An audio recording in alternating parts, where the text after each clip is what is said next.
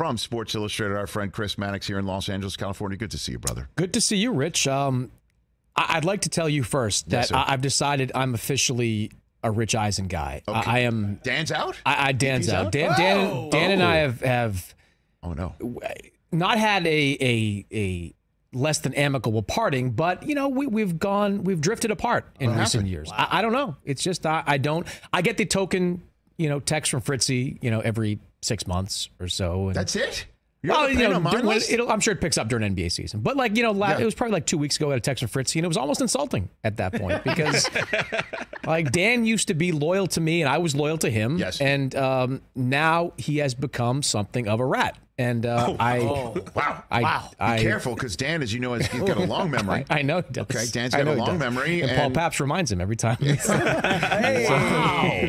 Mannix is coming hot. Because this show and Dan, this show doesn't exist without Dan. I know. And Dan, I've known for 26 years now.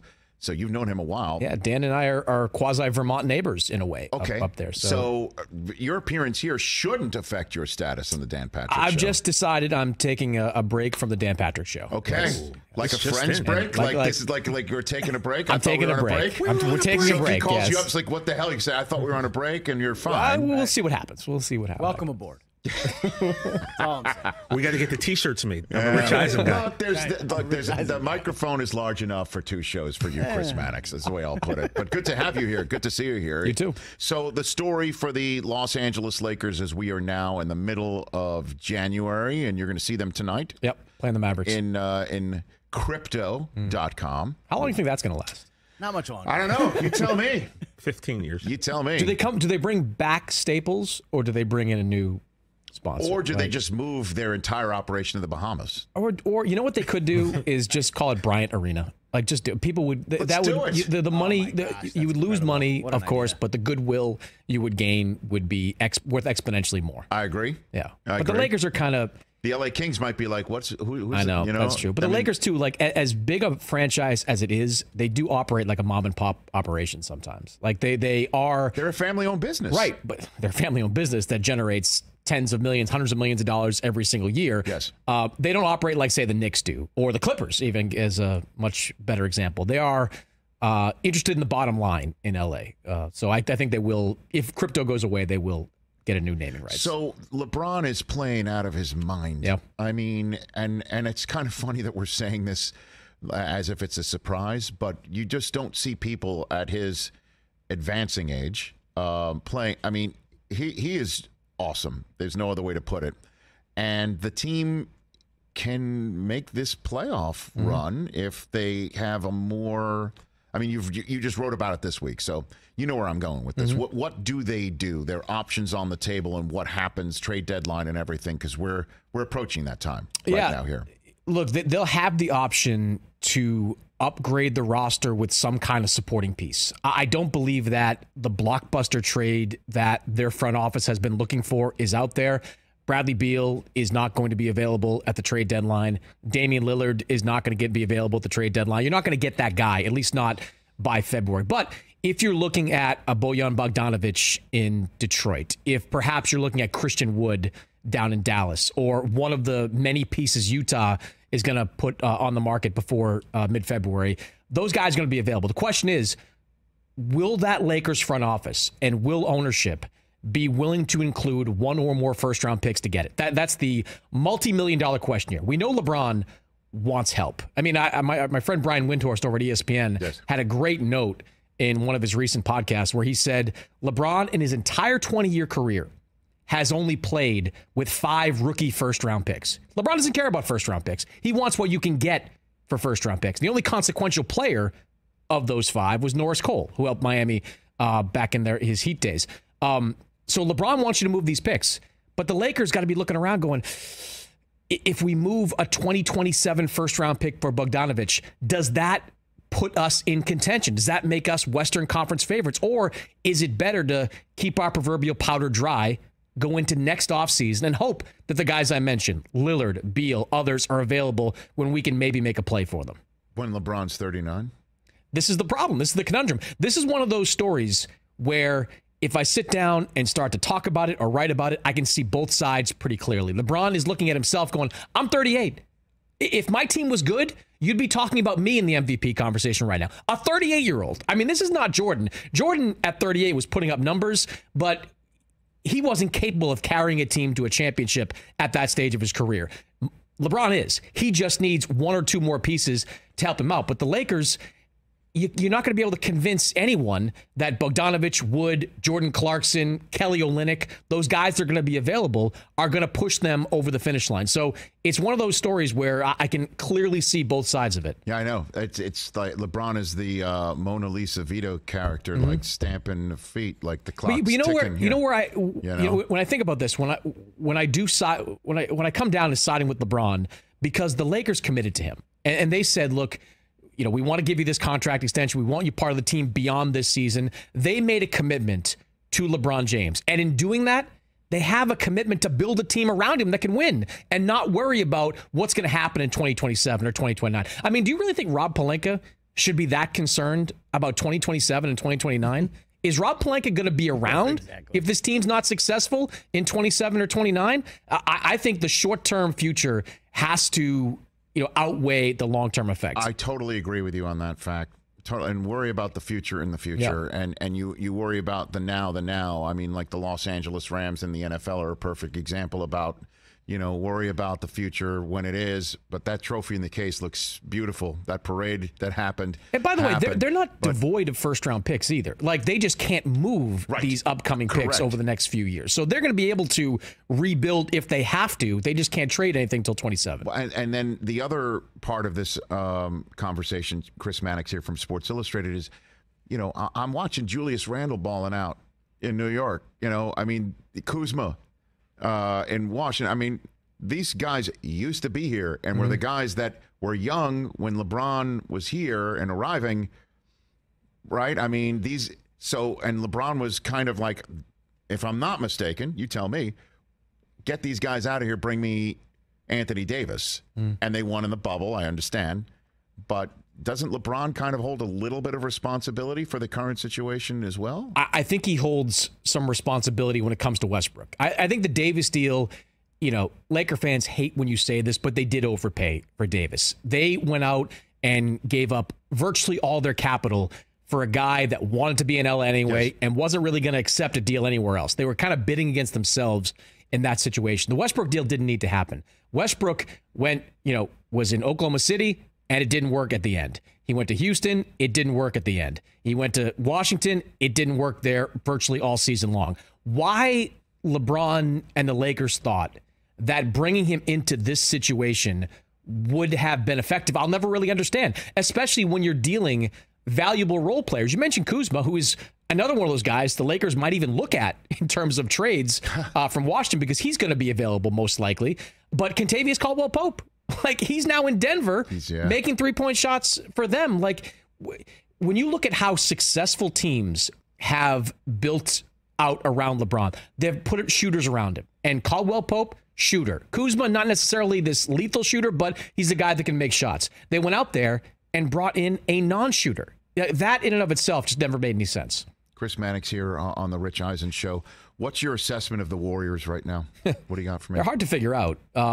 They get all their guys back, and they're playing the Zombie Suns, and they get their butt kicked in that game, and that was kind of wild to see. There's no real reason to believe this at this point, but the fact that they're all the same guys, you got to believe if you give them time playing together, Wiggins back in the mix, Thompson back in the mix, Curry now back in the mix, that come late February, early March, you're going to see this type of team go on a run. I do think they need to be one of those teams that has to find bench help. You look at the success they've had during their championship years. They always had one or two really solid reserves that they could count on. In the early years, it was Iguodala when he was playing at a pretty high level. Last year, you had Otto Porter Jr., you had Gary Payton, you had guys that you could rely on coming off the bench. This group's got some really talented young players, but they have not proven this season that you can rely on them. Kuminga, Moody, Wiseman. These guys could be superstars in 3 years. But for right now, they have not proven they can be reliable role players. So that's a team to watch, both in terms of the trade deadline And then when the buyout market kicks in, there'll be a place I think veteran players want to go. Yeah, I hear you. Like, hey, at some point, if we keep running it back, we're going to get there. And it just seems to me there's something missing. There is no residual effect of the Draymond punch, is there?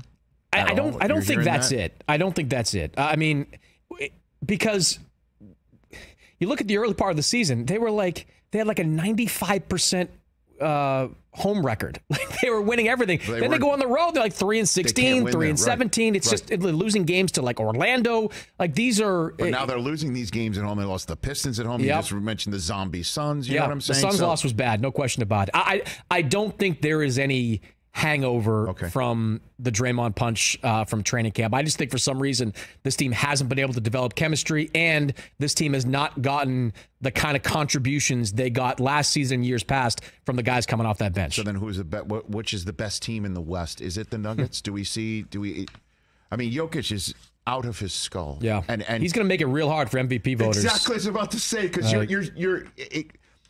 when there are the annual awards in any sport, it's just like, well, we can't give it to the same guy again. Like, or when Phil Jackson, we were overlooking him for Coach of the Year, same way that Belichick will never win another Coach of the Year award in the NFL again, no matter what.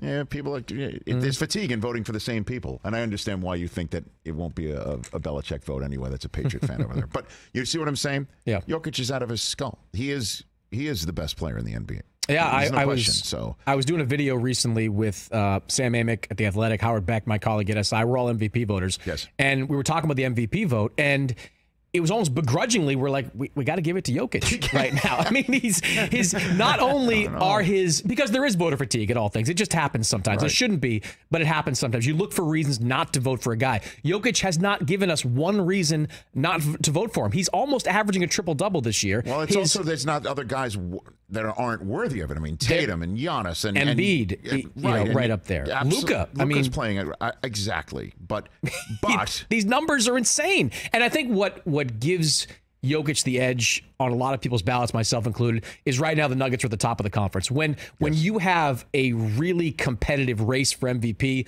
and oftentimes, at least I do, you kind of default to the guy that's the most successful. Winning often trumps or it gives you a slight edge. And right now, the Nuggets, Jokic, they're winning. What about the East? The Nets have been great ever since Kyrie returned, and his Twitter account has been dormant.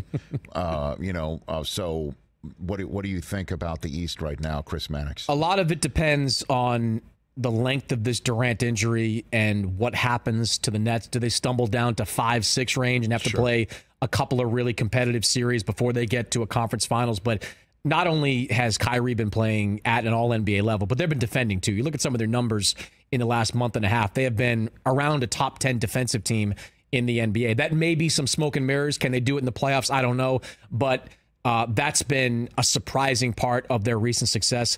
I still lean towards Boston in a 7-game series against anybody in the Eastern Conference. Did you watch Jaylen Brown last night? He's like ridiculous. 41 points in that game. Like he is one of, if not the best, number 2 guy on a team. Like Jason Tatum's number 1. He's top 5 MVP right now. But Jaylen Brown is a mortal lock for All-Star and is going to make a pretty strong case for All-NBA. And the pieces around those guys, they all work. Like Rob Williams is back into that mix. Marcus Smart has played really well and continues to develop as a point guard this year. Their bench is pretty strong. I just think the Celtics, slightly right now, I favor them over everybody else in the East. And what happened with the Nets? Just I know we're reversing here because Udoka was supposed to come. That was the whole hand in hand with Steve very Nash. Close. Yeah. Right. And so what did happen there? Is it just that Jacques Vaughn performed so well at in his interim role in that regard, or it was that the Heat was just too damn hot with Kyrie and Udoka's situation? Yeah, that's more never really the been latter. public. More the latter. From what I was told, the Nets were very, very close on a deal with Ime Udoka. Ownership level, they had largely signed off on bring him on board. And then the Kyrie situation comes up, and that's white hot. And then you have some backlash to Ime Udoka, and that's white hot. I think everything combined led to them walking away from that. And I don't think you can discount the fact that during that stretch, Jacques Vaughn settled that team down. I mean, Jacques Vaughn, you can make an argument, a pretty good one, that Jacques Vaughn deserved the job over Steve Nash a couple of years ago. Remember, Jacques Vaughn took over for Kenny Atkinson. They were 7-3 to close that season. They went to the bubble with none of their guys, and they played pretty well during that stretch. I mean, Jacques Vaughn is a really good coach. And when you have a guy that already has the respect of the locker room, and then in a short period of time shows he's got coaching chops, I think Jacques Vaughn played a big role in winning that job as well. So let's just, before I let you go, Chris Mannix of Sports Illustrated here on the Rich Eisen Show. What does the trade deadline look like for teams that can add somebody and go from maybe 4 or 5 in the seedings to conference champions? What do you see in your crystal ball? It's not a buyer's market, to be sure. Okay. It is absolutely a seller's market. And I think a lot of teams that are looking right now, be it any of the teams at the top of that Western Conference picture, Philadelphia, some others that are out there, they're going to look hard at Utah. Utah, I think, is the team to watch over these next couple of weeks. Like, to me, this is Christmas in Danny Ainge land. Like, he has had one of the best, 10-month stretches you can possibly have. Not only does he get a king's ransom for Rudy Gobert and Donovan Mitchell, but they get that fast start to the season that energized the fan base. They get Lauri Markkanen playing like an all-star, and that's important because the all-star game is in Salt Lake City this year. And then over the last month or so, they're competitive in some games, but they start to lose. They're right around that 10 spot right now in the Western Conference, which gives Danny Ainge license to break this thing apart, which I think is all he really wants to do. I think he wants to strip this team down for parts, get as many draft picks as possible, and give him a chance to get into the Victor Wembanyama sweepstakes and get that franchise player that Utah would never have a chance of getting otherwise. So this has almost been, I think, a dream season for Danny Ainge in that front office. Oh, you talked about, and then how many teams are going to start speaking French? How many people? Honestly, this guy's ridiculous, Rich. There's no question. Like he makes Giannis on occasion look like just pedestrian. I have had more than a few GMs say he's the most talented prospect they've ever seen, and that includes LeBron James. That's how ridiculously good he is and the kind of ceiling that he has. And then, of course, everything that you hear about him is he's good people too, right? So you're not have to worry about any stupid nonsense on top of it. Not to this point. And the irony is, Scoot Henderson, who is playing in the G League right now, like any other draft, transformative point guard who can play like Westbrook-esque, like in his prime. Everyone will be clamoring for Scoot Henderson. But right now, he's almost an afterthought because Victor Wembanyama is a true franchise player that all these teams are going to be fighting for. But still, though, I mean, you only would have a 14% chance of getting him, right? I mean, well, the bottom 3 teams have the 14% chance. Right. But, that's what I think the Jazz will be focusing on in the second half of the season, trying to get closer that 14% chance. And at the same time, maximizing guys. Like Kelly Olynyk's not part of their long-term future in Utah. Malik Beasley's not part of their long-term future in Utah. Like they've got some pieces there that teams that believe one more shooter or one more versatile front court player, they might be willing to give a first-round pick in exchange for one of these guys. They could walk away at the deadline with 2 more first-round picks for guys that, quite frankly, were not going to be part of their future anyway. Well, the Powerball is $1.3 billion here in Southern California. So this lottery is that, right? Like this upcoming draft lottery is in fact like the ultimate Powerball for NBA teams. It's probably the most consequential lottery we've had since LeBron. That's goes without saying. And then Ewing before that. Yeah, pretty much. You got to go back decades. Every couple of decades, you get a transformative figure that comes into the league. Ewing, LeBron, and now you have Victor Wembanyama, who could take a team like Utah or Houston or any of those other bottom-feeding teams right now and put them in the playoff mix within 1 or 2 years. And the NBA is going to be on lookout of who's. Or they can't do anything about it. The number of times, some players don't even play back-to-back anymore. The back-to-backs don't bother me. It's the second half shutdowns that bother me. Guys that are fully healthy. What happened with the Clippers and the Nuggets the other night? Yeah, that's tough. Now that was injury management, I guess. I mean, the Clippers, they're not tanking. I understand that. The Clippers, though, all they want is to just get to mid-April and have all their guys healthy. And be at least the 4 seed, right? Yeah, at least the 4 seed. And maybe get 15 to 20 games in the final 2 months of them all playing together to get some chemistry. They're so concerned about health in that locker room that if they can just fast forward the clock to April, they'll be fine. They'd love to do that. I know they sat Kawhi and Paul George in the second half of that blowout. They didn't even send him out on the court on TNT, and they didn't play him the next night either. There's been some bad national TV games lately. I know that. I know that. So okay. So then, is there anything else that I've missed before I send you on your the rest of your day? What else am I missing here for the first half, if you will, of the NBA season? Something to look forward to or look for in the second half? Anything? Look, I think when you get to the second half, it's which team separates in the Western Conference. Like, you know, and this is why the trade deadline is important. Like, Memphis is really good, right? Yes. Memphis has got Ja Morant. They've got all the pieces around him. But they've got a lot of young guys. They could be a team that packages some of these young guys, some of these draft picks, and goes and gets a veteran player that can help them right now. Because if you're Memphis, you're sitting there saying, all right, well, who's going to beat us? Like, who are we afraid of right now in the Western Conference? Well, they'll say that to the Warriors. Yeah, I'm sure they would. They've literally said these things. And then they got beat by a zombie version of the Warriors, too. And Clay's like, reminding everybody. You know, but it's so wide open at this point. This is Adam Silver's dream, to have NFL level parity. Yes. That's what David Stern wanted towards the end of his tenure with the commissioner's office. That's what Adam Silver's wanted. Yes.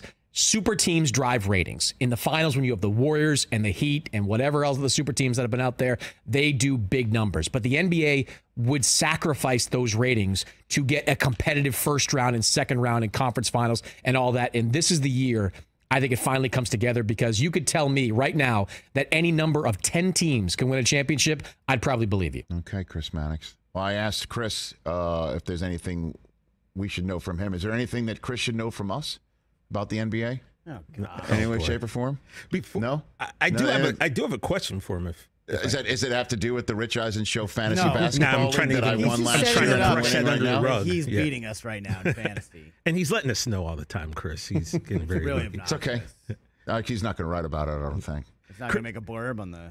No, it's not even a blurb. Not a blurb. Doesn't make blurb. What's your no. question? You want to get a question for Chris before he leaves? Chris, if we could just talk boxing really quick before you get out the door. Just two fights I think all boxing fans are kind of looking forward to.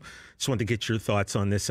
Tank Davis and Ryan Garcia. Do you see this finally happening? And are we ever going to get the Errol Spence and Bud Crawford fight? Because that is the fight that I think everyone needs. We don't just want to see that fight. This fight has to happen, and as boxing fans, we need to see. So I'll answer that question with percentages, right? So Ryan Garcia, Tank Davis, I'm going to say 75, 80% chance that happens. Both these fighters have agreed to terms on that contract, which is the biggest hurdle that you've got to overcome. And the networks that represent both have agreed to a deal to have this fight move forward. But right now, there's no actual contract, a paper contract, which always gets me concerned about super fights. But I'm confident about that. Okay. Spence versus Crawford, 25% right now. Ooh. Spence is moving up to a new weight class. Maybe we get it at 154 pounds in a year or two. But this is the year I think Terrence Crawford turns 36, if I'm not mistaken. You got Errol Spence. I think he's around 33.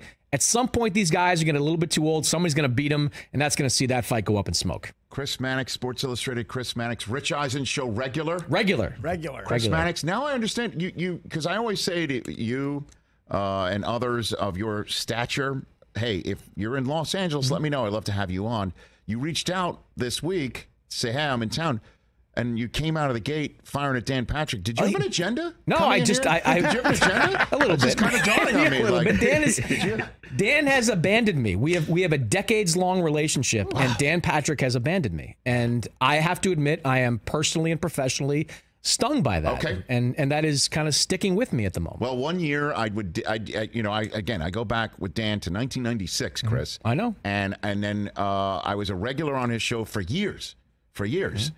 And then the Super Bowl comes along, and I don't. One year in Arizona, I don't get a call to appear on his show, and I'm kind of like, what gives? And then he had a local sports writer named Dan Bickley on the program instead of me at the Super Bowl, and that has now become a verb on that show. Whenever somebody is a regular and then doesn't get the call, you've been Bickleyed. So I've been Bickleyed, basically. You have. I'm the original.